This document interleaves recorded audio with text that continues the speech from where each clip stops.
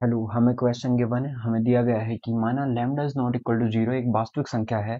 माना alpha beta समीकरण 14x² minus 31x plus 3 lambda equal to zero के मूल हैं और अल्फा गामा समीकरण के मूल हैं। तब 3 अल्फा अपॉन बीटा और 4 अल्फा अपॉन गामा किस समीकरण के मूल है, हमें यह बताना है। ठीक है, तो अब ये क्वेश्चन सॉल्व करने के लिए हम सबसे पहले इक्वेशन लिख लेते हैं। क्या गिवन है हमें? हमें गिवन है 14x² minus 31x plus 3 lambda equal to zero. ठीक है, अब हमें पता है कि इसके जो रूट हैं एक अल्फा है और एक बीटा है। ठीक है, और एक और इक्वेशन 35x² माइनस का 53x प्लस का 4 लैम्डा इक्वल टू जीरो। इसके रूट हमें गिवन है, एक अल्फा है और दूसरा गामा है। ठीक है, अब हमें गिवन है कि अल्फा प्लस बीटा हमें पता होता है माइनस बी बाय ए होता है। इसकी वैल्यू कितनी हो जाएगी? 31 अपॉन में 40। इससे हम और अल्फा इंटू बीटा हमें कितना होता है? सी बाय ए। इसका मतलब सी लैम्डा अपॉन में 14 ये हो जाएगा। अब हम इसके लिए बात करें तो अल्फा प्लस गामा कितना हो जाएगा? ये हो जाएगा सॉरी 53 अपॉन में 35। ठीक है, और अल्फा इंटू गामा कितना हो जाएगा? 4 लैम्डा अपॉन में 35। इसे देते हैं हम इक्वेशन 1, इसे 2, इसे 3 और इसे 4। ठीक है, अब आप देखोगे कि यदि हमें अम, इन दोनों को निकालना है, मतलब बीटा और गामा में रिलेशन बतानी है, तो हम क्या करते हैं? अल्फा बाय बीटा नहीं आ पाएगा, लेकिन अल्फा बीटा बाय गामा जरूर रह जाएगा। देखो, यदि हम इक्वेशन 2 डिवाइडेड बाय इक्वेशन 3 कर 4 कर दें तो 4 कर दें तो कितना होगा? ये 4 है। तो अल्फा इंटू बीटा अपॉन में अल्फा इंटू गामा इक्वल में आ जाएगा 3 लैम्डा अपॉन में 14। और जो चीज डिवाइड में है वो मल्टीप्लाई में हो जाएगी। कब? जब उसे इंटरचेंज कर दोगे आप, इस तरीके से। ठीक है, लैम्डा से लैम्डा कैंसिल हो जाएगा और कुछ कैंसिल होगा तो नहीं।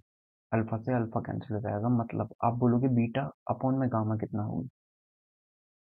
तो हम देखें कि बीटा अपॉन में गामा हो गया है हमारा, बीटा अपॉन में गामा हो गया है, मल्टीप्लाई करें तो हम सॉरी 7 से 1 चला जाएगा 5 टाइम, तो 15/8 हो जाएगा। ठीक है, अब चाहो तो बीटा इक्वल टू निकालना चाहो आप, बीटा इक्वल टू कितना हो जाएगा? तो वो हो जाएगा 50/8 गामा, सॉरी गामा, ये हो जाएगा। ठीक है, तो इस तरीके से हम रिलेट कर सकते हैं बीटा की वैल्यू कितनी आ गई है, 15/8 गामा। ठीक है, अब हमें क्या करना है? हमें तो इसकी वैल्यू निकालनी, 3 अल्फा बाय बीटा, मतलब अल्फा और बीटा दोनों एग्जैक्टली निकले हैं हमारे। ठीक है, तो अल्फा बीटा एग्जैक्टली निकालने के लिए हम क्या करते हैं? यदि हमें सम ऑफ फ्रूट पता है कितना है, 31/14। ठीक है, तो हम एक काम करते हैं, यहाँ से इक्वेशन इक्वेशन 1 और 3 को हम सब्ट्रैक्ट कर लेते हैं। तो जैसे ही आप इक्वेशन 1 से 3 को सब्ट्रैक्ट करोगे तो क्या मिल जाएगा आपको? यहाँ पे देख लेते हैं, इक्वेशन 1 माइनस इक्वेशन 3 करने पे क्या मिल जाएगा आपको? अल्फा से अल्फा कैंसिल आउट हो जाएगा, बीटा माइनस गामा मिलेगा। कितना? बीटा माइनस गामा कितना? 13, 31/14 माइनस 53/35। एलसीएम कितना आ जाएगा? 70। और 40 से कितना टाइम जाएगा? 5 टाइम,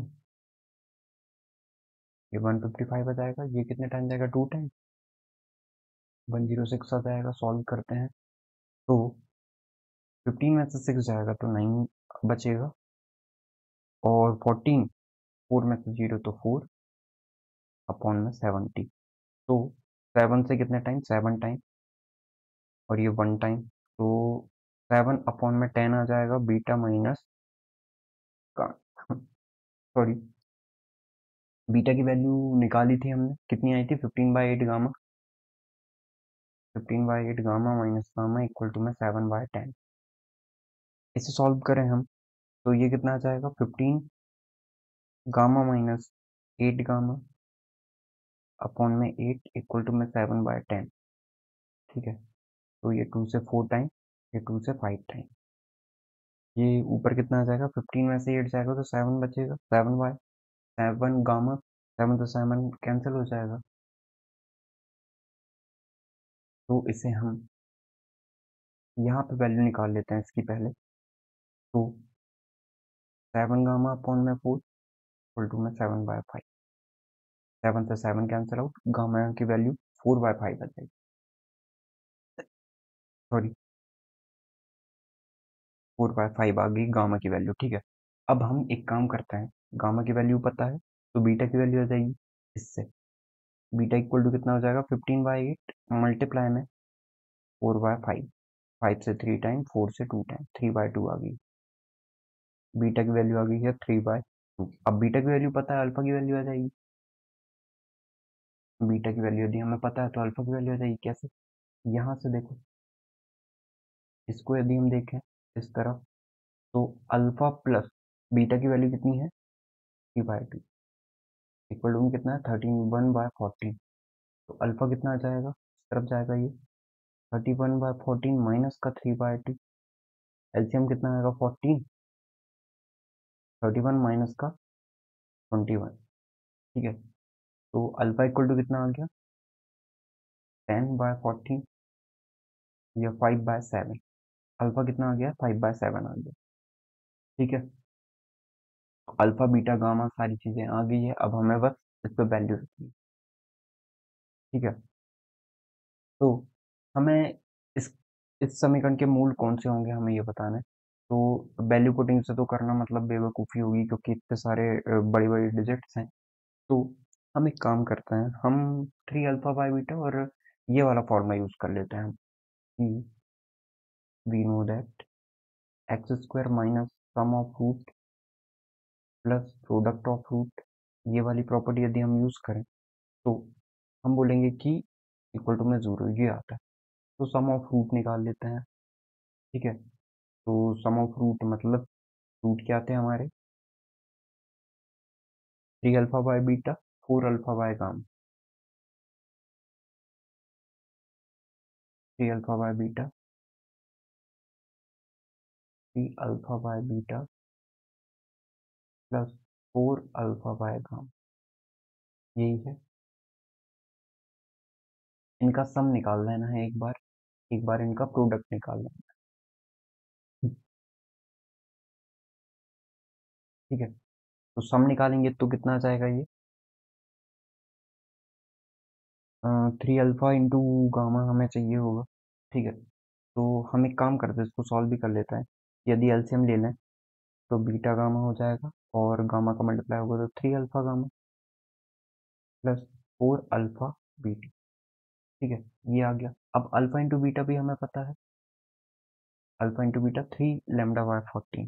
ठीक है, निकाल लेते हैं लैम्डा की वैल्यू कितनी आ जाएगी, तो वो यहाँ से देखते हैं हम। देखो,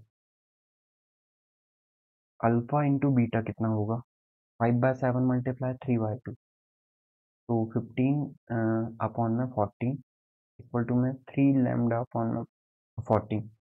14 से 14, 3 से 5 टाइम, लैम्डा की वैल्यू कितनी आ गई, 5 आ गई। ठीक है, तो लैम्डा की वैल्यू 5 आ गई, इसका मतलब 15/14 हो जाएगा ये प्रोडक्ट ऑफ।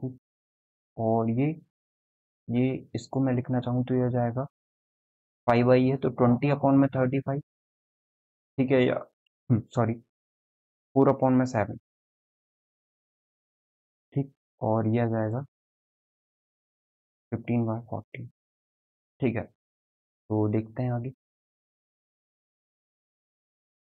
और ये कितना होगा, 12 अल्फा का स्क्वायर बीटा इंटू गामा। ठीक है, इसको भी निकाल लेते हैं, इसे भी निकाल लेते हैं। 3 अल्फा इंटू गामा कितना निकला है, अल्फा इंटू गामा 4/7 निकला, 4/7 प्लस 4 अल्फा इंटू बीटा कितना निकला है, 4 अल्फा इंटू बीटा, ये है अल्फा इंटू बीटा, 15/14 निकला है, 15/14 अपॉन में beta into gamma, beta into gamma नहीं निकाला है हमने अभी, ठीक है, बीटा इंटू गामा निकाल लेते हैं। बीटा कितना आया था 3/2 और गामा 4/5, मतलब ये 2 से 2 कैंसिल हो जाएगा तो 6/5 आ जाएगा, बीटा इंटू गामा 6/5। ठीक, अल्फा का स्क्वायर कितना आ जाएगा 12, इसको पहले सॉल्व भी कर लेते हैं, तो एलसीएम कितना आ जाएगा इसका 2 टाइम और ये 7 टाइम, तो 7 एलसीएम आ जाएगा, तो 12 और ऊपर आ जाएगा 20, 6/5, ठीक है। इन दोनों का मल्टीप्लाई होगा और इन दोनों का हो जाएगा, तो ये हो जाएगा अपना कितना 2 और 3 और 1 4, 42 मल्टीप्लाई 5 210 और 210 अपॉन में कितना 42, 7 से 3 टाइम, 7 से 0 टाइम, ठीक है, तो 0 से 0, 3 से 2 टाइम कैंसिल हुआ, मतलब 1/2 आ गया क्या। सम ऑफ रूट चेक कर लेते हैं, कहीं ना कहीं गलती हुई होगी जरूर से, 3 12 और ये 30, 7 एलसीएम आ गया है, 42 हो गया, और ये 5 का हम किस पे मल्टीप्लाई करेंगे, 210 आ गया है, ठीक है। तो एक सेकेंड, हमने किससे किया है 7 से, 7 से कितना टाइम 6 टाइम, 7 से कितना टाइम 30 टाइम, तो जीरो नहीं था ये, 6 से 5 टाइम, मतलब 5 आ जाएगा, 5 आ जाएगा, इसे सॉल्व करेंगे तो 5 आ जाएगा। फिर प्रोडक्ट निकाल लेते हैं, अल्फा स्क्वायर कितना था हमारा, अल्फा कितना था वो देख लेते हैं, अल्फा आया था हमारा ये 5/7 है, 5/7 का स्क्वायर, 5/7 का स्क्वायर, और बीटा इंटू गामा 6/5 है, ठीक है। सॉल्व करते हैं, तो ये 12 मल्टीप्लाई 25 मल्टीप्लाई 5 ऊपर चला जाएगा क्योंकि ये इन दोनों का मल्टीप्लाई हुआ, तो 49 बाय मल्टीप्लाई 6, 6 से 2 टाइम हो गया, इतना ही कैंसिल आउट हो रहा है, तो हम देखें ये आ जाएगा 49 और ये हो जाएगा 50, 50 मल्टीप्लाई 5, 250, ठीक। तो अब सब चीज़ें निकल गई, इस पे वैल्यू रख देते हैं, x square minus sum of root कितना होता है, कितना दिया है हमें, ये एक्स भी आएगा यहाँ पर 5x माइनस का 5x, और प्रोडक्ट ऑफ रूट कितना है 250 अपॉन में 49,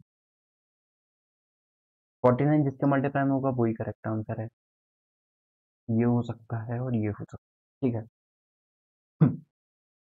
प्लस का 250 था, ये करेक्ट है, माइनस का बीच वाली टर्म, तो यही करेक्ट आंसर हो जाएगा।